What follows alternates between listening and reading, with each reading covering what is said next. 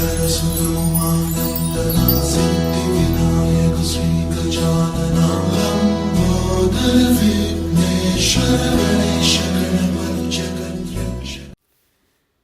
నవరాత్రులు ఈ ఆశ్వయుజ మాసంలో వచ్చే దసరా పండగ కంటే ముందు 9 రోజులు దేవీ నవరాత్రులను జరపడం మన సాంప్రదాయం. ఈ నవరాత్రుల్లో ప్రతిరోజు దుర్గాదేవి ఒక రూపంలో దర్శనమిస్తూ ఉంటుంది. అలా నవరాత్రుల్లో 8వ రోజైనటువంటి ఆశ్వయుజ శుద్ధ అష్టమి నాడు ఈ అమ్మవారిని పూజిస్తారు. మన హిందూ పురాణాల ప్రకారం ఈ మహాగౌరి భక్తుల యొక్క కోరికలను తీర్చే అమ్మవారిగా భక్తుల యొక్క ప్రగాఢ విశ్వాసం. ఈ మహాగౌరీదేవిని పూజిస్తే ఈ వచ్చే కష్టాలన్నీ కూడా తొలగిపోయి మనకి సుఖాలు లభిస్తాయి అని భక్తుల యొక్క నమ్మకం. ఈ మహాగౌరీదేవి 4 చేతులతో ఉంటుంది.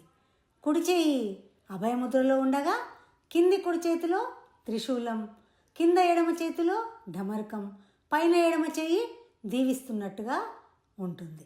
మరి ఈ యొక్క మహాగౌరి యొక్క చరిత్ర ఏంటో ఇప్పుడు మనం చూద్దాం. మహాగౌరి అనే పేరు తెల్లటి తెలుపు, స్వచ్ఛమైన తెలుపుకు అర్థం. దుర్గాదేవి తెల్లటి రంగులో చాలా అందంగా ఉంటుంది. దుర్గాదేవి తెల్లని బట్టలు ధరించి తెల్లటి ఎద్దును నడుపుతున్నట్లుగా కనబడుతూ ఉంటుంది. ఈ పార్వతీదేవి తన భర్తగా శివుణ్ణి పొందాలనుకుని ఈ నారద మహాముని ఇచ్చినటువంటి సలహాతో తపస్సు చేయడానికి పూనుకుంటుంది. మనం ముందు వీడియోలలో కూడా ఈ అంశాన్ని చూసాం. కాబట్టి ఆమె రాజభవనాన్ని, సౌకర్యాల్ని అన్నిటిని వదిలివేసి అడవికి వెళ్ళి తపస్సు చేయడం ప్రారంభించింది. అలా ఎండ, చలి, వర్షం, కరువు, భయంకరమైనటువంటి తుఫాన్లను కూడా లెక్క చేయకుండా చాలా సంవత్సరాలు కఠోరమైనటువంటి తపస్సును చేసింది. దాంతో పార్వతీదేవి శరీరం అంతా దుమ్ము ధూళి కొట్టుకొని పోయి నేల, చెట్ల ఆకులతో నిండిపోయింది. అప్పుడు ఆమె తన శరీరంపై ఒక నల్లటి చర్మాన్ని ఏర్పాటు చేసుకుంది. ఆమె తపస్సుకు మెచ్చినటువంటి పరమశివుడు ప్రత్యక్షమై నిన్ను వివాహం చేసుకుంటానని మాట ఇచ్చాడు.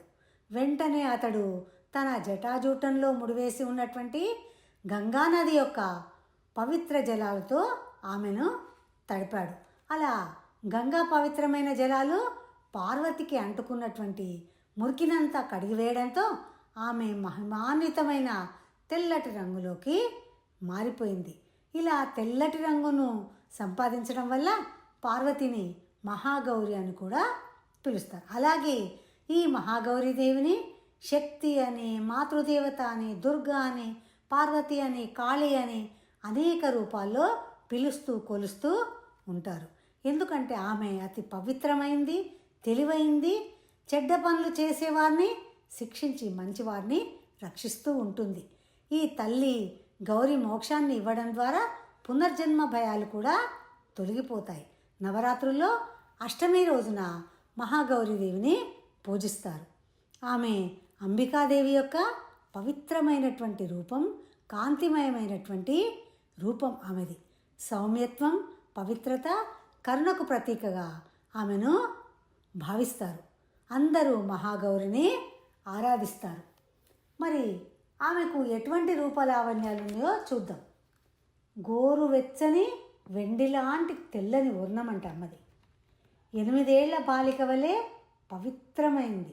4 చేతుల్లో ఇప్పుడు చెప్పుకున్నాం. ఒక చేతిలో త్రిశూలం, ఒక చేతిలో ఢమరుకం, ఒక చేతిలో వరాభయాస్తం, ఇలా అభయముద్రల్లో ఉంటుంది అమ్మవారు. వాహనము అమ్మది ఎద్దు. తెల్లని వస్త్రధారణ, ముఖం చంద్రుని వలె ప్రకాశంగా మెరుస్తూ ఉంటుంది. ఇలా నవరాత్రి రోజుల్లో అమ్మను పూజించడం ద్వారా పాపాలన్నీ తొలగిపోతాయి. ఇంకా కన్యలకైతే వివాహ సమస్యలు తొలగి సుఖజీవనం కలుగుతుంది. మనస్సు కూడా శుభ్రమై ఆధ్యాత్మిక జ్ఞానం పెరుగుతుంది. ఈ రోజున కుమారికా పూజ, చిన్న బాలికలను అమ్మవారిగా భావించి ఆరాధించడం చాలా ప్రత్యేకమైనటువంటిది. అమ్మవారికి కొబ్బరి, అరటిపండ్లు, పాలు, బెల్లం నైవేద్యంగా, అలాగే పాలు బెల్లంతో కూడినటువంటి పరమాన్నాన్ని కూడా నైవేద్యంగా సమర్పిస్తారు. పిల్లలకు ఇష్టమైనటువంటి వంటకాలను కూడా నైవేద్యంగా సమర్పిస్తారు. ఇంకా అమ్మను పూజించడం వల్ల సుఖశాంతులు, ఐశ్వర్యం కలిగి అకాల మరణ బాధ కూడా తొలగిపోతుంది.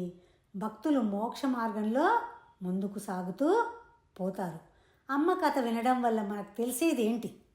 మహాగౌరి కథను వింటే మనకిప్పుడు అర్థమైంది ఏంటి?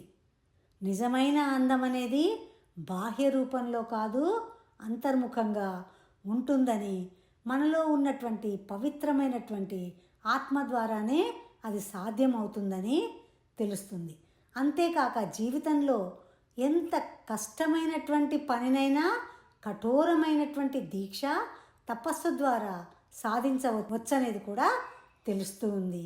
ఈ కరుణ, శాంతి, పవిత్రత అనేవి ఇవే మనిషికి నిజంగా ఉన్నతులుగా మారుస్తాయి. నమస్కారం, మీ వనజ బలుసాని. చూస్తూనే ఉండండి వనజ